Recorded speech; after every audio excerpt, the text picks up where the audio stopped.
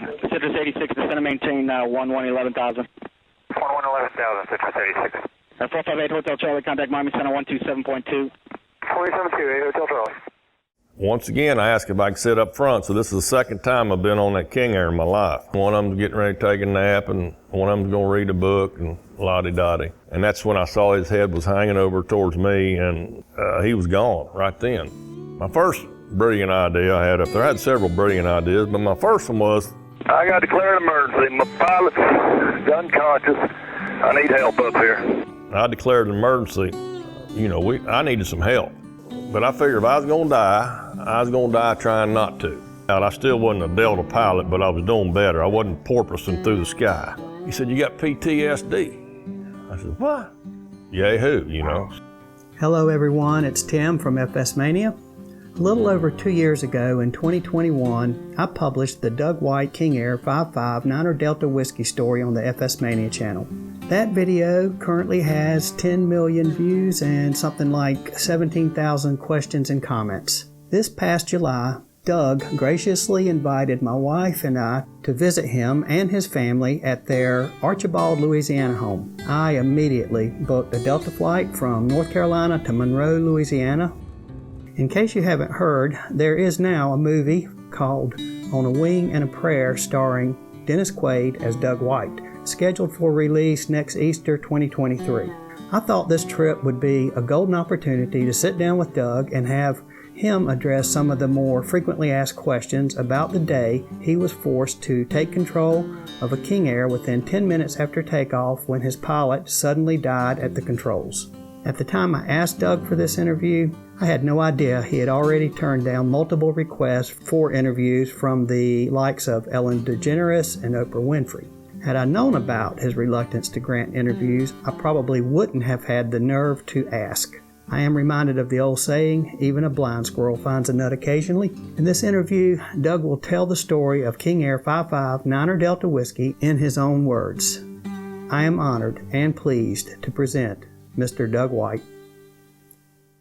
We grew up in Vienna, West Virginia. So when I graduated from high school, I'd always figured for 2 or 3 years I was going to go to Harding College in Searcy, Arkansas, which is Church of Christ affiliated university now. So I did, 800 miles from there. So I went to Harding and got out of there for several years, going back and forth to West Virginia on summer breaks and Christmas, etc. So then I decided I wanted to go to pharmacy school.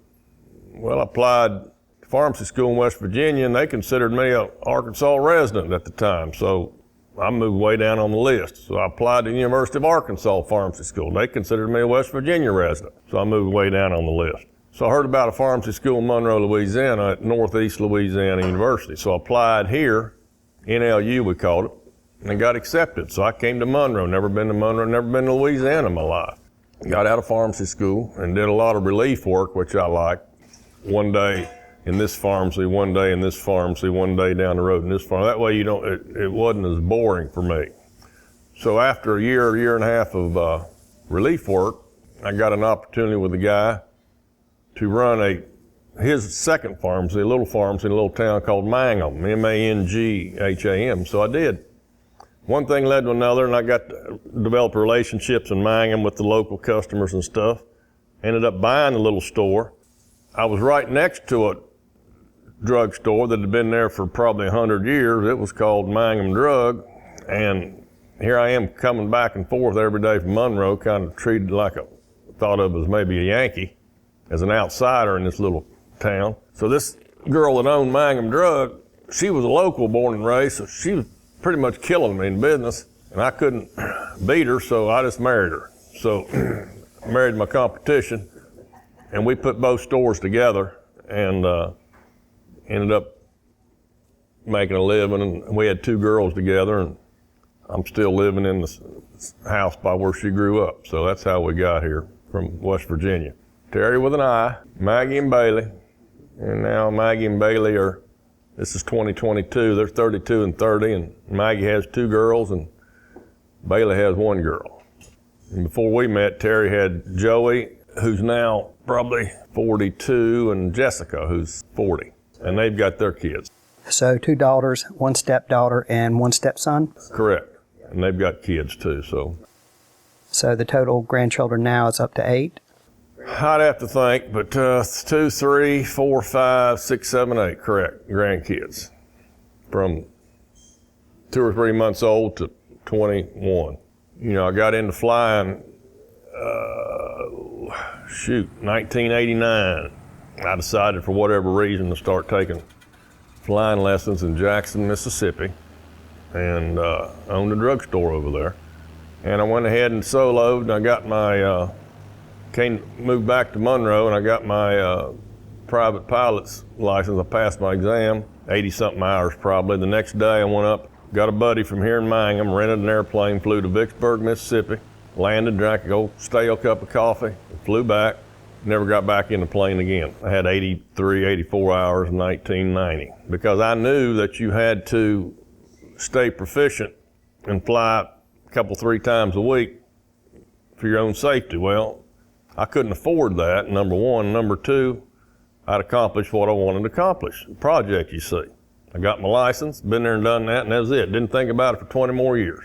So fast forward to 2008, 9, late 8, I said, I think I'll get back into flying again. So I went back over to the same airport in Monroe where I quit 20 years earlier and signed up to start flying again. So we get back into Cessna 172.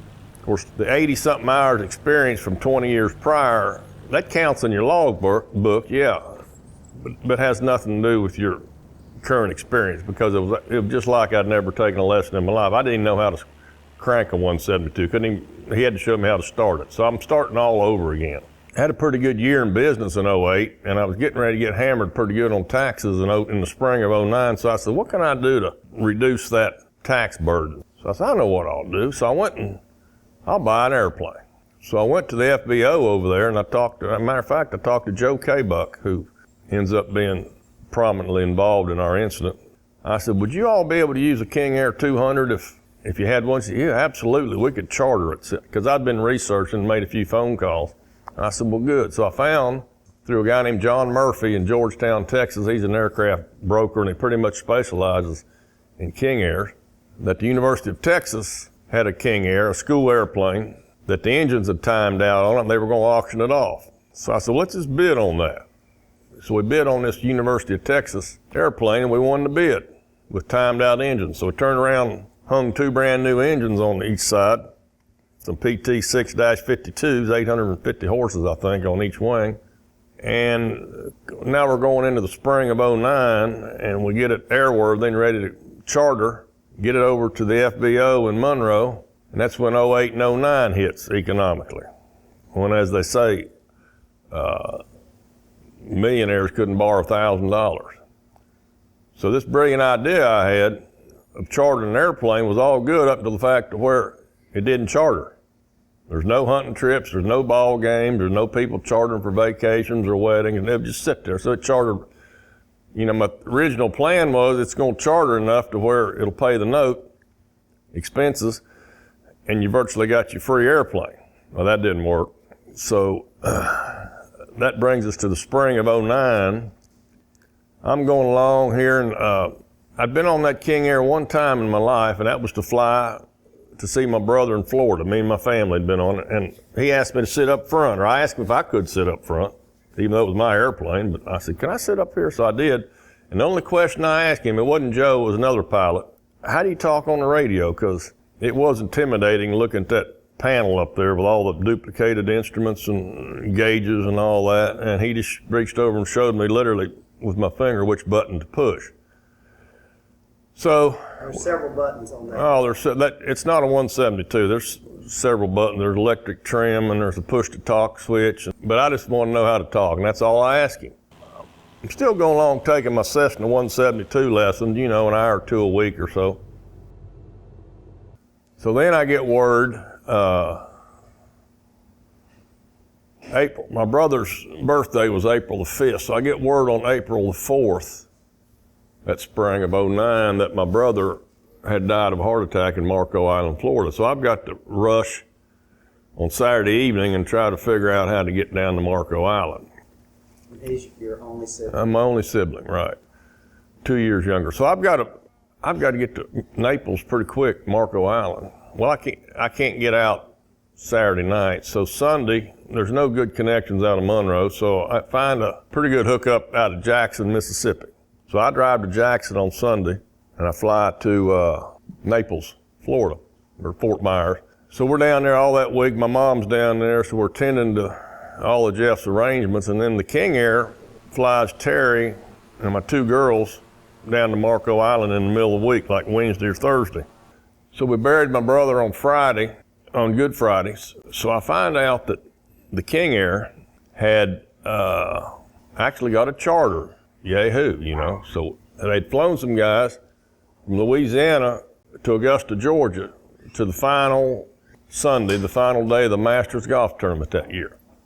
And he was going to fly back after they dropped him off. Well, I found out about that, and I called him. I said, well, when you get to Augusta and get ready to go back to Monroe, can you swing down here to Monroe Island and pick us up? And I'll just pay the difference in the fuel between the loop down here versus the straight line, because the charter was already paid for. I said, sure. So Joe K. Buck was the pilot on that flight. And he was a retired colonel, full bird colonel in the Air Force Academy graduate. He's from a little old town right here where I live, close to us. And he was the pilot. So he said, yeah. So he comes down, he lands at Monroe Island. This is on Easter Sunday. Funeral was Friday, Good Friday, and then we just visited on Saturday, and then on Sunday, he lands and we go to the Monroe Island Airport about 1 o'clock local, which is Eastern time. There's Terry and I and Maggie and Bailey. So I'd been going on by this time, this is April, I'm probably got 40 or 45 hours, I guess, in a Cessna 172. Once again, I asked if I could sit up front, so this is the second time I've been on that King Air in my life. And I sit in the right seat, and the girls, they all get in the back, and they start making their nest, you know, and one of them's getting ready to take a nap, and one of them's gonna read a book, and la-di-da-di. So I can remember, before we leave, I can't get my seatbelt hooked. It's not a Cessna 172 lap belt where you just do this. It's got a shoulder harness that comes over here like this and one over here, and both of those clips go into your lap belt, and it's all got to be lined up the right way. And I don't even know how to, I can't do it. So Joe has to reach over and show me how to do it, hook up my own seatbelt. So I remember there's a little Cessna in front of us with the engine cranked at Monroe. I remember that. So Joe tells him in the radio, go ahead and take off. So there's one runway at Monroe Island.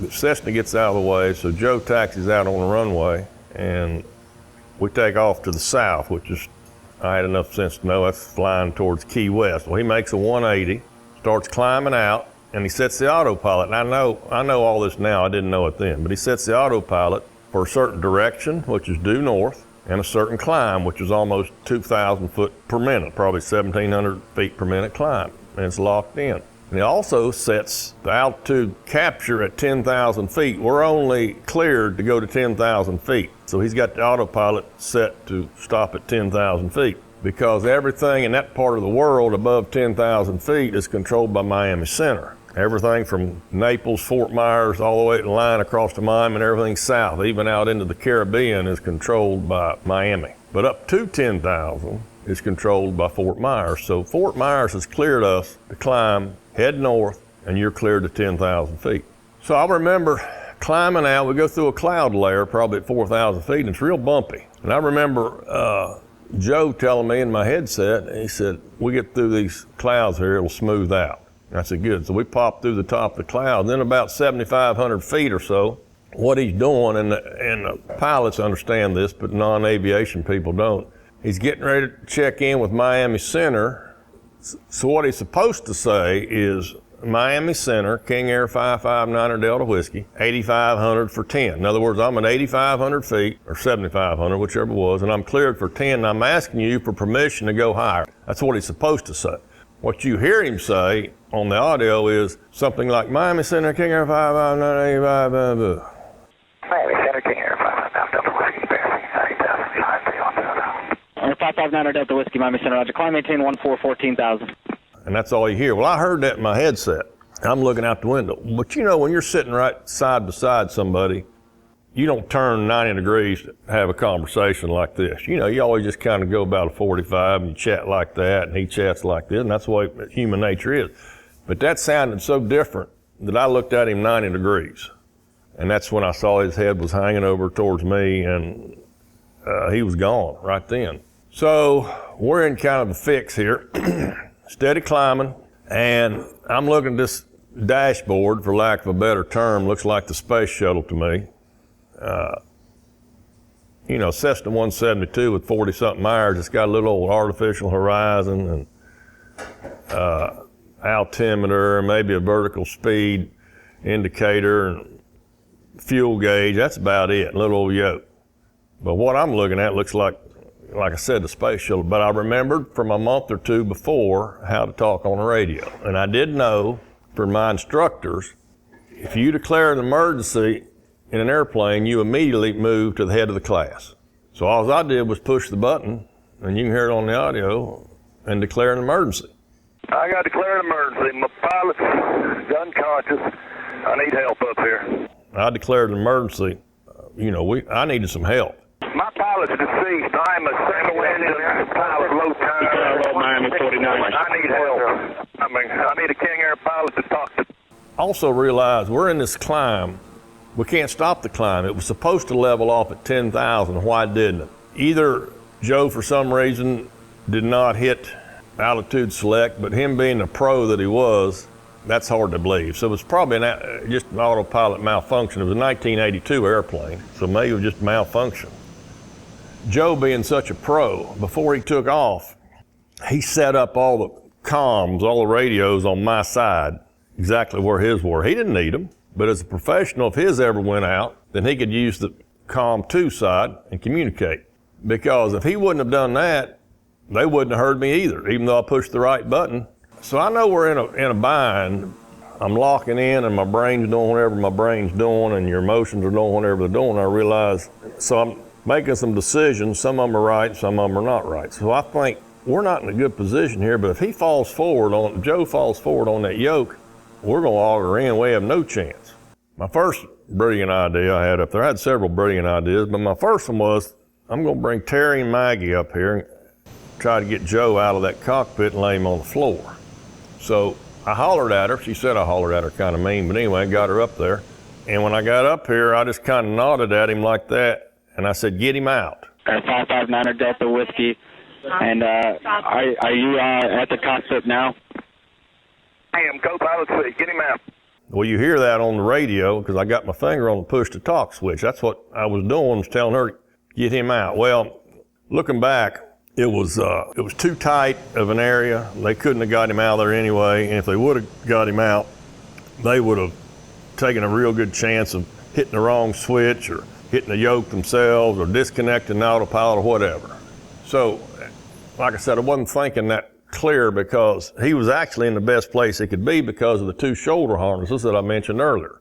He was not going to fall forward because of the 2 shoulder harnesses. The lap belt, which is what I was thinking about, you know, at the time, Cessna 172 deal, he could have gone forward, but with these 2 shoulder harnesses, you're not going forward. So we hooked him back up, and they went in the back. I said, y'all go. I said, you need to go in the back and start praying. I got stuff I got to do. So they went in the back, and they started dealing with it. See, there's a panel in the King Air about that wide behind the co-pilot and behind the pilot. So basically, if you're sitting in the back, all you can see is kind of the side of the people's face in the cockpit or maybe the back of their head. And so they just went back there and huddled up, and I never did hear from them during the rest of the incident. They were doing their own thing back there. And I think Bailey was crying, and Terry said she was thinking about her mama, and they were all huddled up. So Maggie got sick? Maggie got sick, but she vomited back there. But the plane was also real hot when we took off because the air conditioning don't kick into your flying. So I don't know if it was a combination of the heat and the nerves or just the nerves or whatever. But yeah, she did. She got sick. So then the race is on, you know. So they're in the back, and I never do hear from them again. I had what I called, somebody said, were you scared? And I said, no, I really wasn't scared. I had what I called a focused fear. In other words, you could have set a hand grenade off beside me, and if there wouldn't have been any shrapnel involved, I probably wouldn't have known it. You know, you could scream and holler and throw your hands up and let her go, But I figured if I was going to die, I was going to die trying not to. So that's when I rang up Miami, and the first guy really wasn't giving me any solutions. No, autopilot once again says 10,000. I've already busted 10,000. I'm steady climbing. I need to stop the climb. Stay with me, Miami. Let's go. 559 Delta Whiskey. I'm here. Don't worry. We're trying to find a solution to that. Stand by. I didn't need any problem identifiers. I already knew what the problems were. I need problem solvers. So they went and got Lisa Grimm. She had pilot experience, and they brought her down to his sector. This is a holiday weekend. This is a major international airport in South Florida. It's busy.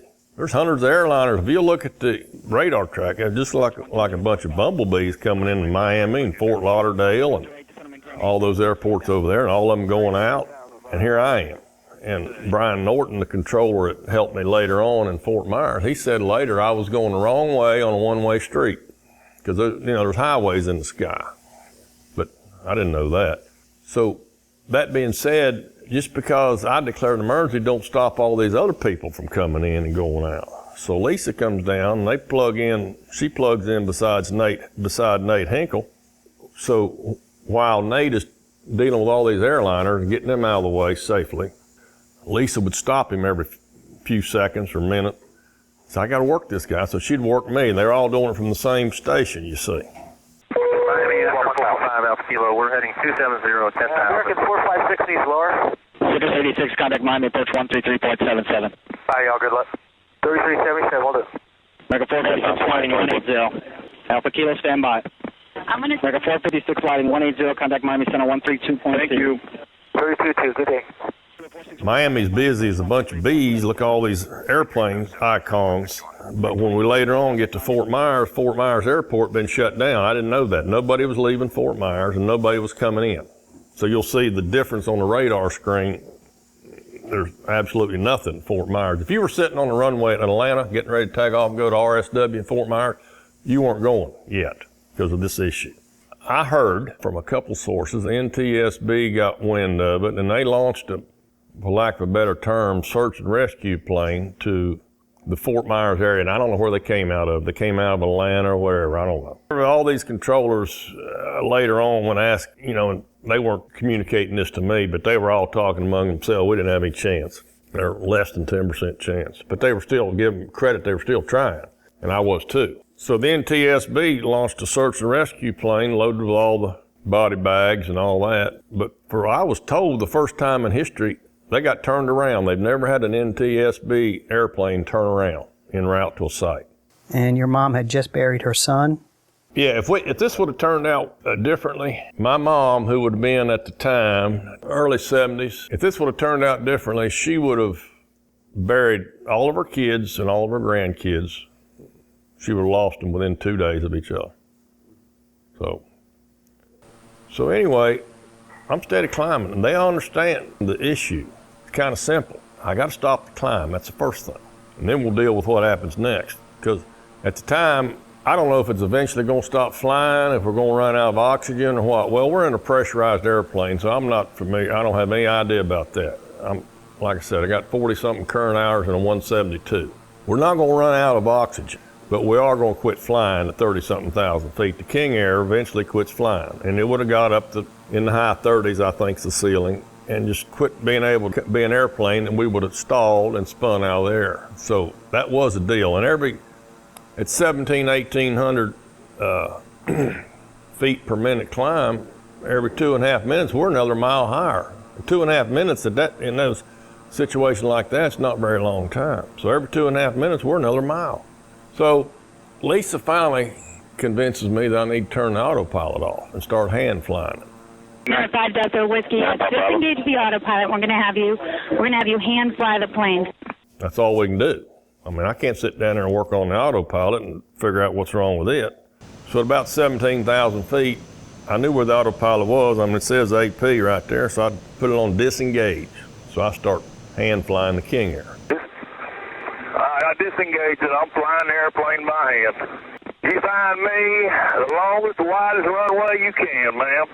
5 Delta Whiskey, roger. Well, I'm telling you from hindsight, I didn't know it at the time, but the plane Joe had set the autopilot to climb at a 1,700 or whatever foot per minute climb. So that's how the airplane is trimmed. That's how it's configured. Just because I kill the autopilot doesn't change the trim or the configuration. So as soon as I kill it, that plane's still wanting to climb, nose up. So I grab a hold of the yoke and try to shove that nose forward because it's still wanting to climb. That's the heaviest thing I ever grabbed a hold of in my life. I thought I'd grabbed a hold of a 1,000-pound elephant. Autopilot's disconnected. I'm trying to keep that yoke forward, keep that nose down, keep it from stalling. I got to get me some trim relief. Well, I know there's a little old trim wheel over there by the pilot, like on a 172. So I'm shoving that forward as hard as I can. I got to reach way over here.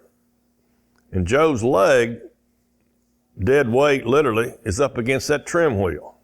So I've got to take my finger the whole time, shoving with my right hand on that yoke to keep that nose from down, keep it from stalling, halfway looking out the windshield, and reach over with my one finger and get it between Joe's leg and grab a notch on that trim wheel and roll it up and give me 2 or 3 notches of relief, and I did. Looking back, like we said earlier, that yoke in that King Air had an electric trim button. I could have took my thumb and gone and got all the relief I wanted, but like I said, that was above my pay grade. You didn't go to King Air 200 school? No, I didn't go to King Air 200 school. So we get going, heading north. Lisa, they come up with a plan to turn me 270, which I knew that was west. I knew there wasn't anything out there but water all the way to Texas. And they take me out over the Gulf of Mexico. She's going to hand me over to Fort Myers, which is a 12,000-foot runway, which they use as a backup runway for the space shuttle landing. Whenever they can't land at Canaveral, they use Fort Myers because it's 12,000 feet. So that's where they come up with a plan to send me. If I'm going to have a chance, at least I got a lot of concrete to work with.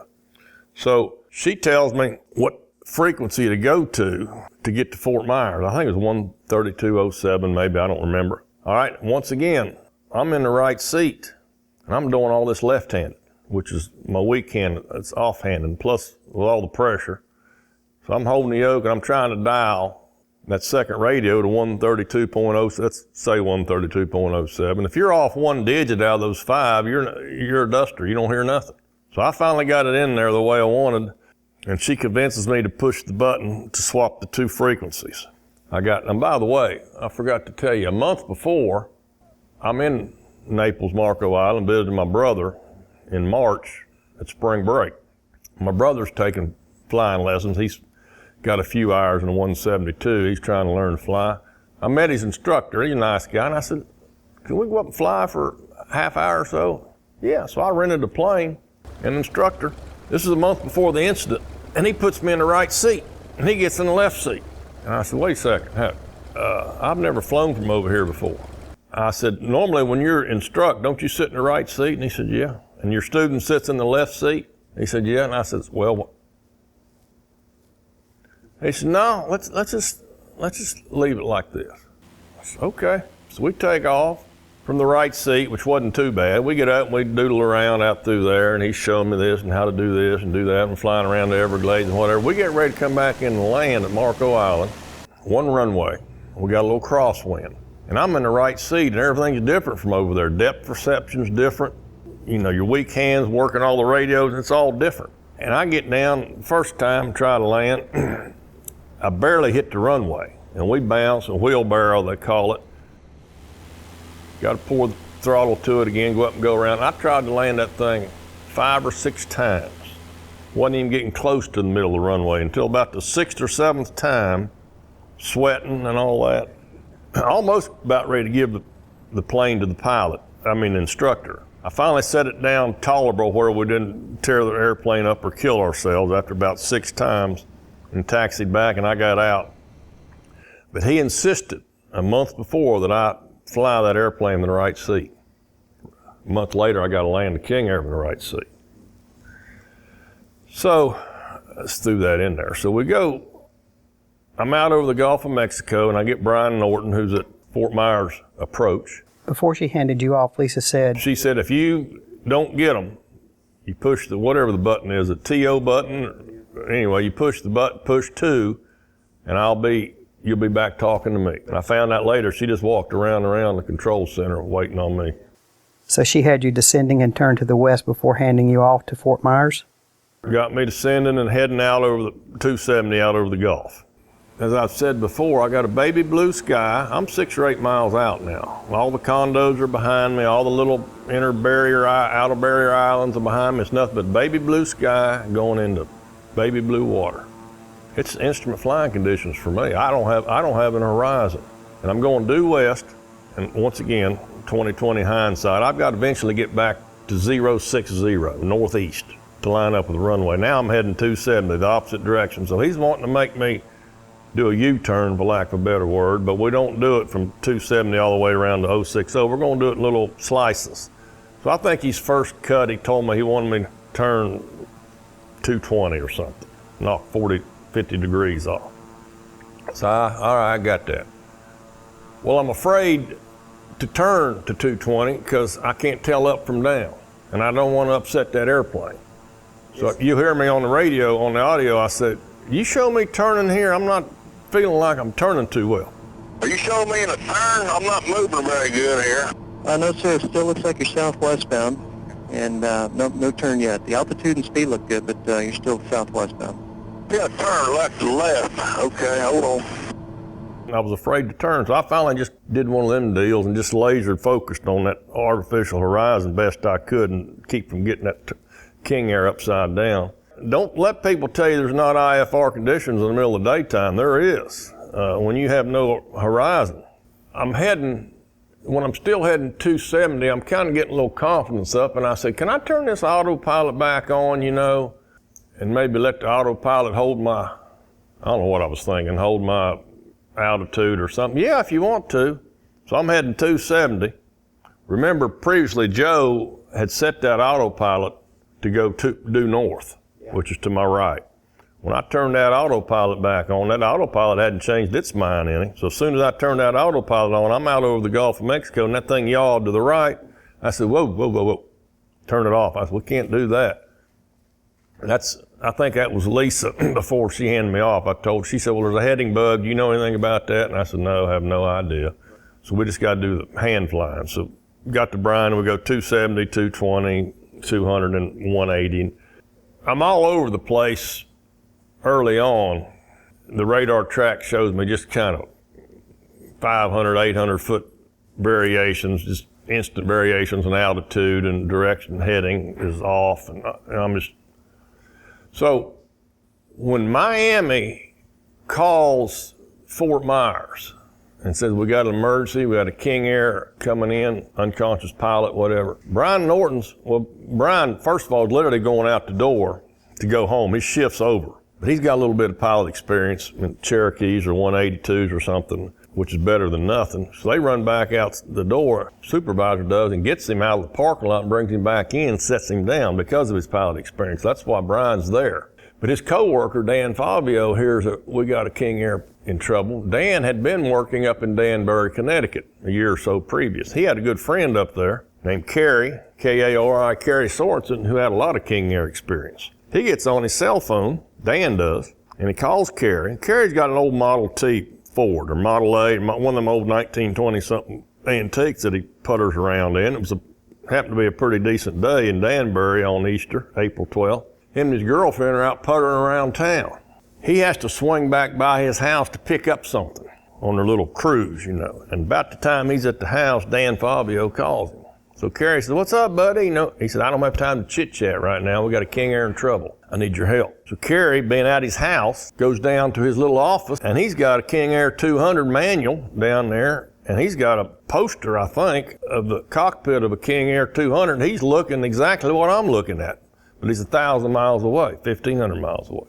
So Dan sits down beside Brian Norton. When you're at approach control, you're down in the basement of a control tower. You can't look out at the runway. That's where ground control's up on top. They can see you, but they're down there looking at the radar. So it's Brian talking to me in the radio, Dan Fabio sitting beside Brian talking to Kerry in a cell phone. Kerry don't think we have a chance either, but they do the best they can. Kerry finally he finds out I got 30 or 40 hours in a 172. He tells Dan to tell Brian to tell me, fly it just like a 172, like a single engine. So 9 Delta Whiskey, more information for you about the throttles. Just operate them like you normally would in a single engine. They said the turbine will respond to it pretty similarly. So just as far as power and airspeed, you can just operate it like a normal throttle. About that time, I've turned it enough to where I'm at probably 090 or due east. I can see land now. So I've got me a visual reference. So I'm getting a little bit more confident. So when he says fly it like a single engine, I can try to do that. I don't worry about all the duplicate gauges and all that. I don't worry about the left engine, right engine. I'm just going to try to maintain airspeed and altitude, which is about all I'd learned so far on a 172.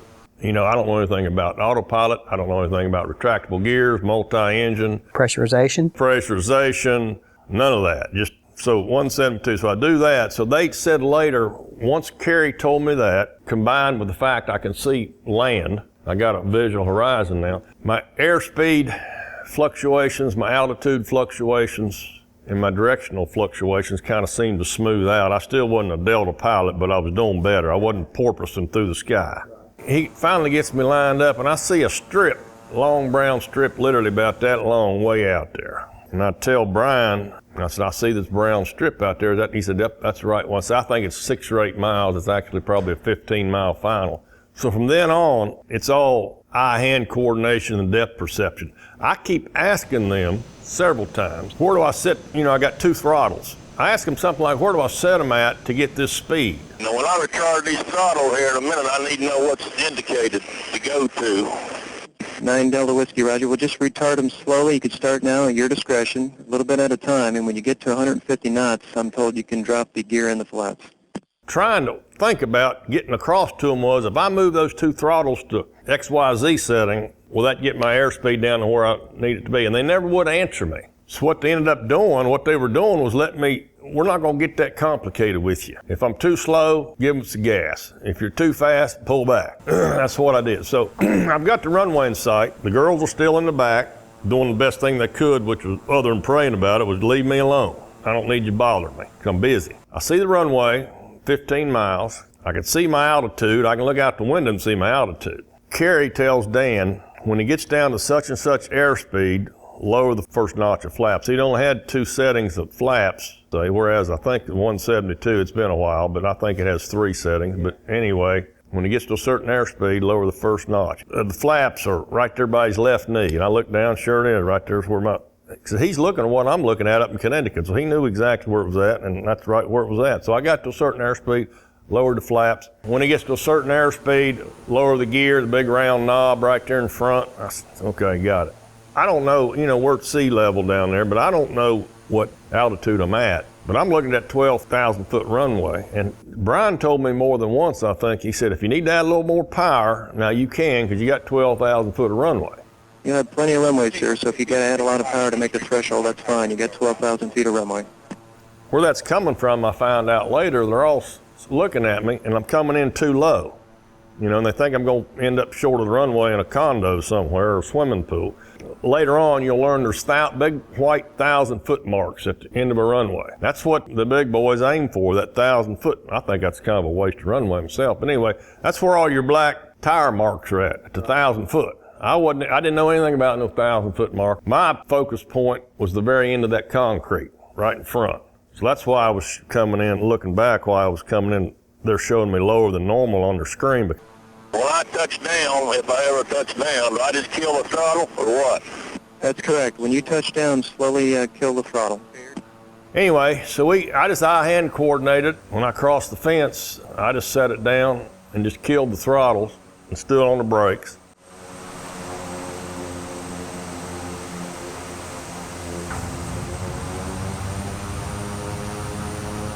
Brilliant, buddy. Thank you. 9 Delta Whiskey. I'm looking at 2 taxiways, one to the left, one to the right. And that's when I asked Brian, I said, which taxiway you want, Pard? Taxiway you want, Pard? He said, well, you just park it right there. And I thought, well, no, I got it here. We're gonna get off the runway. And plus we got this international airport shut down. We're gonna get out of the way. So I get off, I took a taxiway and I get over there. He tells me to contact ground. 9 Delta Whiskey, when you're ready, you can go to ground frequency 121.9. Nice work. 121.9, thank you. And I never seen so many fire trucks in my life. And they're green. You ever seen lime green fire trucks? They're green. I thought they're supposed to be red. Hands me to Kerry Meadows, the ground controller, who's the traffic cop, you know. He's up on the top of the tower. When I got the EMTs out in front of my windshield going, you know, kill the engines. They got to go in and tend to Joe. I get all that, but I don't know how to kill the engines. I don't know how to turn them off. About that time, my headset's going back and forth on my ear. Well, I'd done enough ground school, you know, in my short time in 172 to where you don't ever get a little airplane like that get in behind a big jet airliner on final, because the jet blast has flipped people upside down and all that. So I tell Kerry on ground control, I said, would you see, all these airliners are grounded. And when I pull up, I'm looking at the back end of them, their parking lot. They're all waiting on me to get done with my deal so they can leave. And my headset's going back and forth. I said, can you tell one of these jet guys to kind of move out of the way? Which, you know, how you gonna do that? Or can I turn sideways or something? Because their jet blast is blowing my headset back in here. He said, no, you're fine where you're at right there. Well, I didn't realize I've got a double insulated windshield in that King Air. There wasn't no jet blast getting through that. What it was, that was my pulse beating in my temple so hard that it was moving my headset back and forth. So anyway, the EMTs tell me to cut the engines. I don't know how to turn the engines off. I know I got to turn them off, but it's not like there's a switch. So there's one of these airliners, we got a pilot on it, is waiting to leave. It's being held up. He keys the mic and he tells Kerry, he said, I've got a good bit of King Air experience. You want me to help him? He said, would you please? And he says, do you see the two black levers or whatever? And I said, yeah. He said, pull them straight back. He said, there's two more right beside that. And I said, yeah. He said, pull them straight back. And what he did, looking back, we just killed the fuel flow and shut the engines off. And of course, I didn't turn the battery off, so when they came down a few days later from Monroe to get the King Air, the battery was dead because I didn't know how to do that. All the thing I did was just cut off the fuel like the guy said, and we shut the engines, which is all we needed to do at the time anyway. So they come on, the EMTs come on, and... How did they get on there? I told Terry to go back, and I said, open that door. And she said, how you do that? And I said, read the instructions and figure it out. There's a placard on the door, but if I recall, you push a button and turn. Anyway, she got it open. The stairs come down, and I went back and set the potty chair, extra seat, is right when you come on the airplane, come up the steps, you're looking at it. That's where I was sitting, and the girls got off. So they come and they drug Joe off the plane. Like I said earlier, when we were trying to get him out, it was too tight. It was so tight when they tried to get him out, they pulled his shoe off. I remember that. So I just sat there on that seat looking out the door, and they had a gurney right there on the ramp beside the airplane, and they worked on him, tried their best to revive him for probably half an hour. In the meantime, the Fort Myers Airport Fire Department chief was there. He had a little SUV. So the girls were in there, so I just went over there and got in the back seat driver's side. I'm sitting right behind the chief, and I just sat there and stared out the window for 30 minutes, watched him work on Joe, and finally the head EMT or whatever came over and said, I'm sorry, but we did all we could. He's gone. And I thought, he's been gone for an hour and a half, but they did what they had to do. So we're in the police chief's SUV. I don't know if he don't know what to do or something. He makes a pretty good decision. He's going to take us to FBO, where the private airplanes come in and hang out and land, have land. Instead, take us to the commercial terminal. And we drove across a couple runways to get there, which I thought was pretty cool. But anyway, Private Skies is the name of it. It's a bright yellow building. If you're landing on runway 6 and Fort Myers on the left, it's still there. Every time I fly in there, I still see it. So we go to Private Skies, and they were so helpful to us. By the time we walk in the door, TV news crew and Fort Myers TV station's already there. But two cops from the airport, Fort Myers Airport Police Department, had their own police. It's a big airport, had their own two cops, male and female, I think. The policeman said, we've got counseling available if need be, and we got the airport chaplain en route. I said, I don't need counseling. Well, this is Sunday afternoon, by then 2:30 local Eastern time. We have no vehicle, no place to go really, so I said, we might as well go to the house. Either the FBO or the fire chief or somebody were nice enough to go get us 4 commercial tickets back home on Delta that night. Like I said earlier, I left out of Jackson, Mississippi, but we were going to just fly back into Monroe, and I would have come and figured out how to get to Jackson the next day or two to get my truck. And they got the tickets, if I recall, in 2009, they were still $750 a piece, times 4. But anyway, one-way tickets, spur of the moment, you know. So we fly back. Looking back, we weren't going to get back on the King Air to Monroe anyway. There was a real pretty serious weather system. We were going to have to stop somewhere on the way back.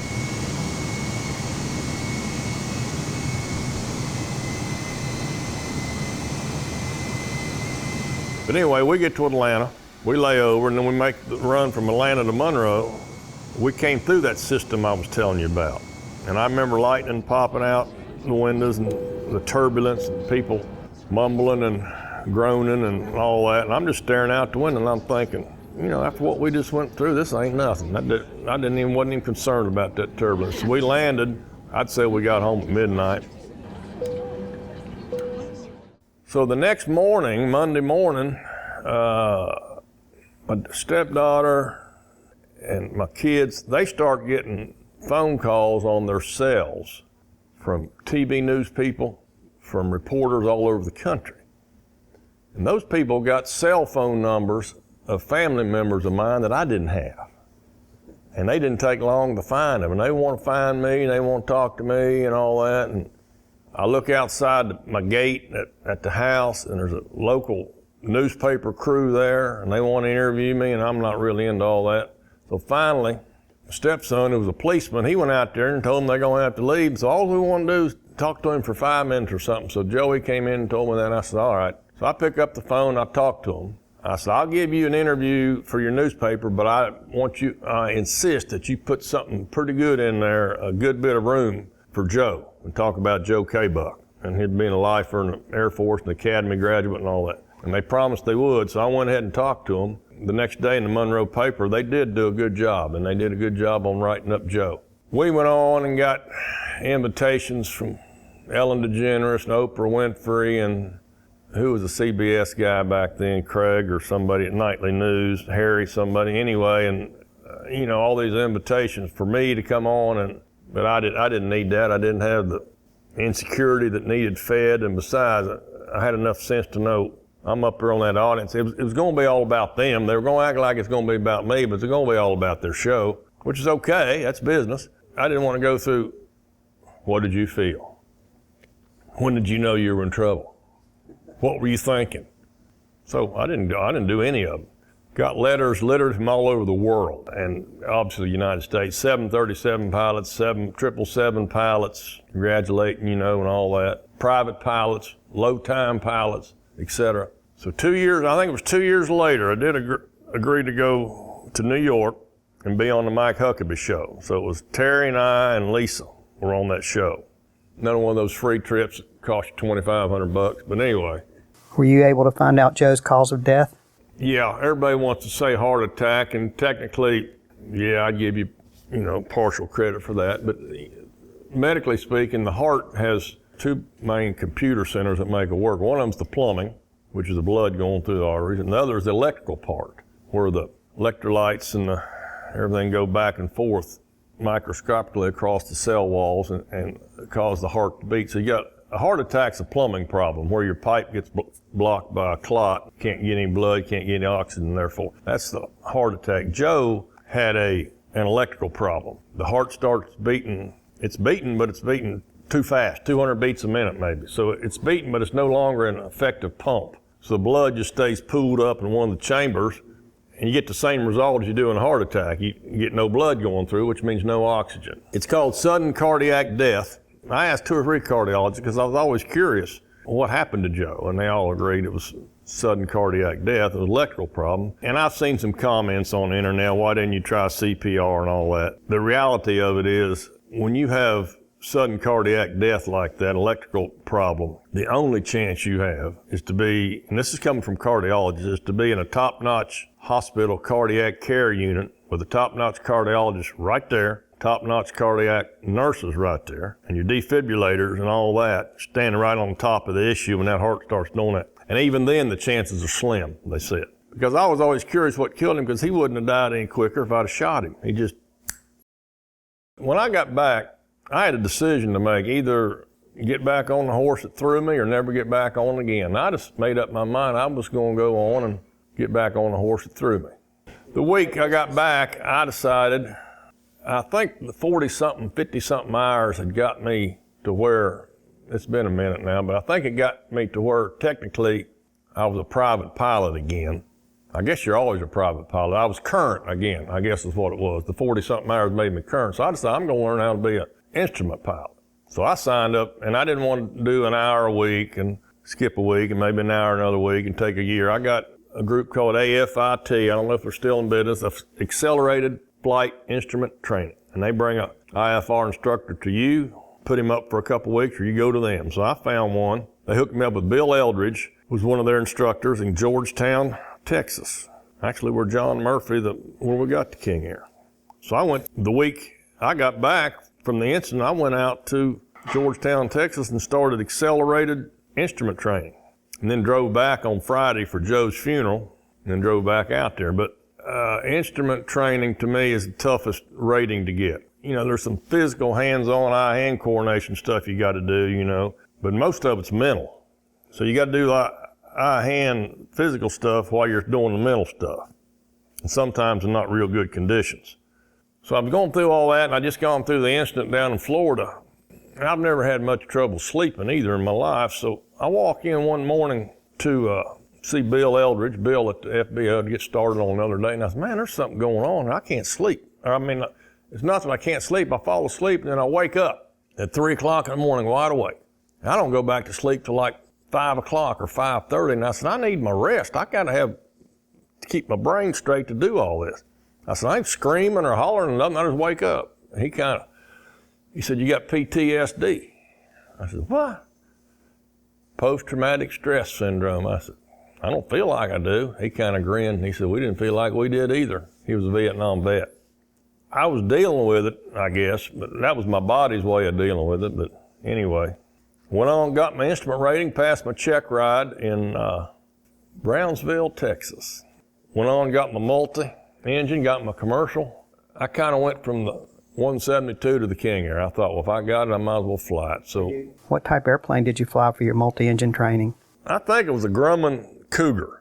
Got it in Hammond, Louisiana, I know that. So then you started training at that point in the King Air? Right, I started flying it. And it's the same King Air? Yeah, 559 Delta Whiskey, it's the same one. The DW stands for Doug White. And they're chartering it again by now, which is good, but we're up into 2010 now. That's when the fiasco hit in Haiti, the earthquake.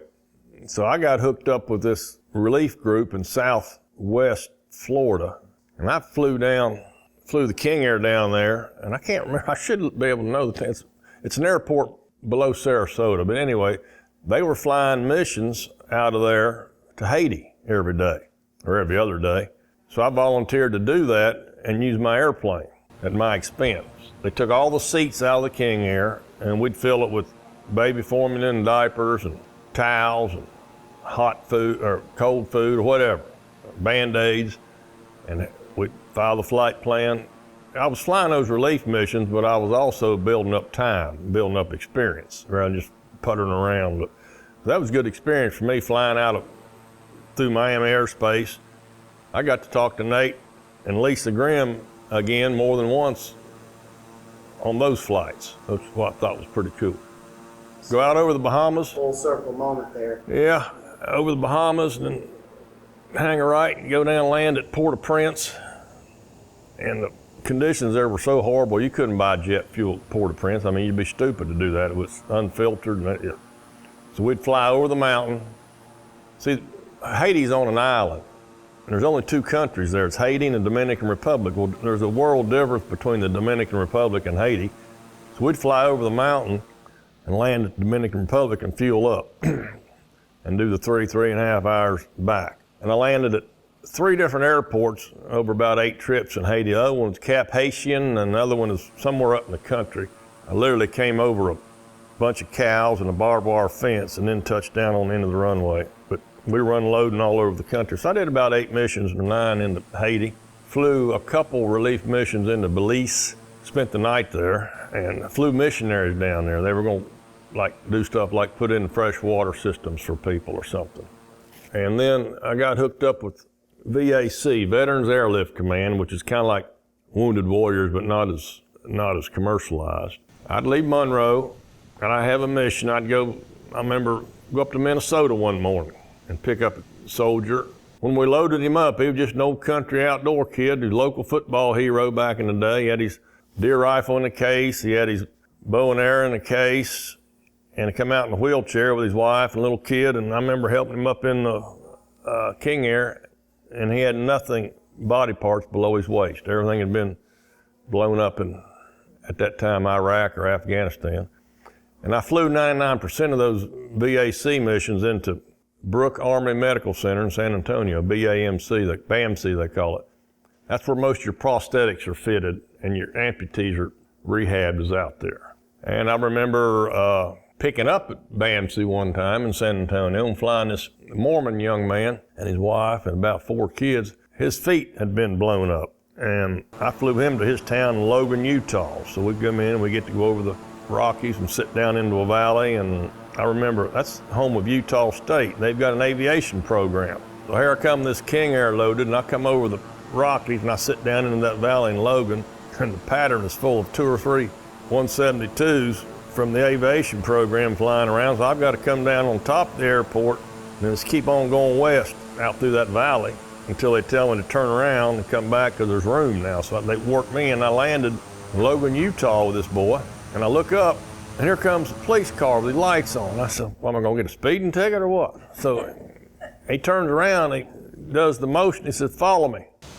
So I get a police escort through the taxiway, and I pull up in front of the FBO, and the whole town's out there. The TV people and what are the guys called that they're veterans that have the motorcycles and all, and they always go to the funerals of the veterans. And anyway, they were all there, lined up, all the locals, TV people, newspaper people, and they were there for this young man. He was a local hero. So we let him off, and he got all the attention, and we flew back to the house. So we did that a lot with the King Air, the Veterans Airlift Command, and into Haiti, and also signed up to fly with a Monroe organization called Pilots for Patients. And Keith is the president of that, and he got me hooked up. So that's for cancer people. We'd fly people out of Monroe, and 99% of the time going to MD Anderson Hospital in Houston. And this is all at no charge to the soldiers. It's all no charge to the cancer people. Or sometimes we'd go to a regional town and pick a lady up or a man, a patient, and fly them down to MD Anderson. So what we would do, we'd get them down there in the airplane, and then Pilots for Patients would have what they call ground angels waiting on them at the FBO. So we would land, get them out of the airplane into the FBO, then somebody else would meet them there with a vehicle and carry them to their stay at MD Anderson, wherever they were staying. And then sometimes we'd reverse the process. I'd fly to MD Anderson and pick them up and fly them home. So we did all that and got to where up around 2012, 2013, something like that, 2014, you got to where flying on any level is a big boy game. Particularly when you get into an airplane like a King Air, that's a real big boy game. The notes, the insurance, the fuel, back then at one time, $7, $8 a gallon or something. It was a game I just couldn't afford to play. As much fun as I had in it, and all the memories I got in it, we made a decision, so I sold the King Air, and let's see, what's this, 6, 7, 8 years ago, so I sold it. Ended up with over 1,000 hours in it, and so that's my King Air experience. I went from the incident where the pilot died to where I decided I'm going to get back on the horse that threw me, and I'm going to learn how to fly this thing. So I did. I kind of, like I said earlier, I kind of went from a 172 to a King Air, and I skipped a little part in between. But so now when I fly Delta or somebody. I haven't flown privately in 8 or 9 years. Yeah. Doug, that's an incredible testimony of taking a second chance and doing something amazing with it by giving back in a huge way. Can we talk a little bit about your relationship with Brian and how he came into the picture? Brian Eggleston is a screenwriter. He's a Christian, and he started flying. He's got 8 or 9, 10 hours in flying, but he's got a little aviation bug in him. Lives in Stone Mountain, Georgia. I think he heard the Airboy audio, or an audio of the deal back in maybe 2010 or something. He decides that would be a good screenplay, but he don't know how to find me. So he goes on Old Faithful, and he goes on Facebook. Of course, my girls were all over Facebook, and I wasn't on Facebook. So he finds either Maggie or Bailey on Facebook, and he reaches out to them with a message. Are y'all the one that was on the King Air? Is your daddy Doug White was on it? Yeah. Would you mind telling him I'd like to get a hold of him or something? So I reached out to him and said, hey, how you doing? So he gets in his old Chevy truck, and he drives from Stone Mountain, Georgia to Archibald, and he spends 2 or 3 days here interviewing. He writes a screenplay. It's called Flying by Faith, he called it. And he sends it to me back in 2015 or 2016 probably. I said, yeah, it looks good to me. So he tries to sell it. Brian he was a writer on the Tyler Perry show. So he knows the Hollywood game. That's what he does for a living. From Stone Mountain, he'll fly to LA and work a couple weeks and fly home. Now he works from the house and all that. So he knew all about that. So, and he knew some of the contacts, but he went, about the time he would get it sold, he thought the guy would quit or the guy would get fired or the guy would bump it up one more notch and they'd say, nah, we don't want that. He even shopped at the MGM. MGM said no. So I would, I got all of Brian's contact information, so I'd reach out to him every 6 months, or he'd send me a message every 6 months. We got something positive coming out here, or haven't heard anything in a while or something. So we kind of just forgot about it and went on with our lives. He did the same thing, but it was kind of his baby, It was his idea, his project, and it was his, and he wanted to do well. So one thing led to another. So last year in 21, remember, MGM turned him down.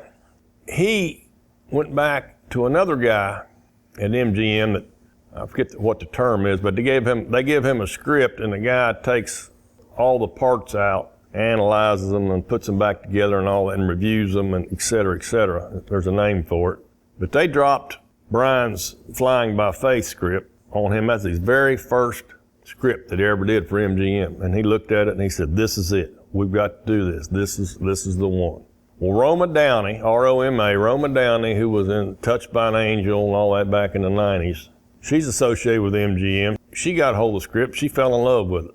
So they're going with it. So Brian texted me or called me or something. He said, yeah, we got a shot with MGM. So they get a guy up there, and he starts taking out all the faith stuff. See, like I said, Brian's a Christian. He wrote this film from a faith-based standpoint. And this guy from MGM, they're not called editors, but for lack of a better term, editor. He takes out all the faith-based stuff. He says, I want you to rewrite it. I want you to do this. I want you to do that, because that stuff won't sell. Well, that guy got fired or quit or something. But as Brian says, he was there for such a time as this, kind of like Esther chapter 4 in the Bible.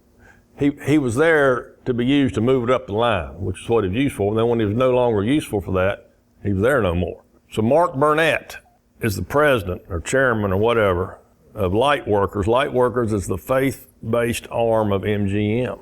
He's married to Roma Downey. Roma's got a little bit of influence over Mark. She said Mark never reads a script, never has read a script, but he read this one. And he called Brian and he said, all that stuff that the last guy so-and-so told you to take out, he said, put it back in, just the way you had it. But we're going to change. And that guy that got fired, he said, we're not going to do faith-based nothing. It's not going to be Flying by Faith. We're going to call it Niner Delta Whiskey. So Mark said, no, we're not going to call it that either. We're going to call it On a Wing and a Prayer. So now that's the third title of it, which originally started out Flying by Faith. Now it's On a Wing and a Prayer. Mark Burnett and Roma Downey started pushing it. MGM's behind it. They hired Dennis Quaid to play me. And so last, September or so, they filmed it. $15 million budget in the Atlanta area, and now it's going to be released Easter, how appropriate, Easter of 23. 2023, they're going to release it on Easter, whatever day that is, whatever weekend. And because the incident happened on Easter. But a lot of the success of these things, I'm not a Hollywood guy, but a lot of the success of these things are going to be advertising and promotion. You look at Top Gun, it's gone over $1 billion with a B right now without even using China's income. But I go to the theater the other day to watch Maverick, Top Gun, and I got 8 or 10 movie posters down the hall, and I've never heard of any of them. But I've heard of Maverick or Top Gun. Why? Because of advertising. So I hope they put an effort anyway. So Brian and I have been together on this journey from when he reached out back in 14 or 15, he sent me a letter is what he did after he got my mailing in. That's what it was. Told him about his faith and a little bit of flying experience, what he wanted to do with the project. And so I invited him, and now we've come all the way up to full circle, so to speak. And he's now could say he is the writer of a screenplay that got adopted as a movie by a Hollywood studio. Brian and I are as tied to the hip as me and Lisa Grimm, or me and Brian Norton, or me and Down 5 or anybody else you go through combat with. You know, that's just the way it is. There's not much else I can add to this interview except a huge thank you to Doug and Terry White for inviting us into their home and showing us North Carolinians how good old Southern hospitality is done. From FS MaNiA, so long. Niner Delta Whiskey, are you using the autopilot or are you flying the airplane? Me and the good Lord hand flying this Niner Delta Whiskey. Okay, very good. Thank you.